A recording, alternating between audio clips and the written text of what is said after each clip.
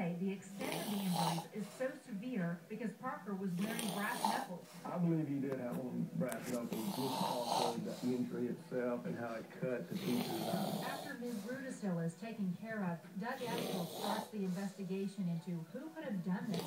Several years earlier, Murphy High School installed an elaborate system of surveillance cameras for security purposes. They've used it in the past against petty thieves and late-night break-ins, but this is the first for an assault of this magnitude. A couple of my assistant principals went to the camera room and immediately started backing it up and taking a look at who it was. We also had students already in the hallway who identified both young men.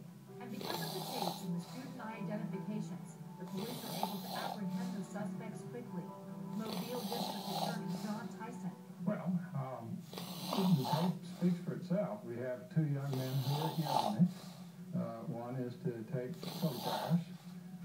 The other is going to actually accomplish the assault. And we can clearly see as the teacher walks out that the ambush is on, and he throws a haymaker and floors the teacher right there in the hall. Randolph Parker is charged as an adult. He pleads guilty to felony assault in the second degree and is sentenced to 3 years in prison. After the claim that he was wearing brass knuckles, we were never able to prove brass knuckles.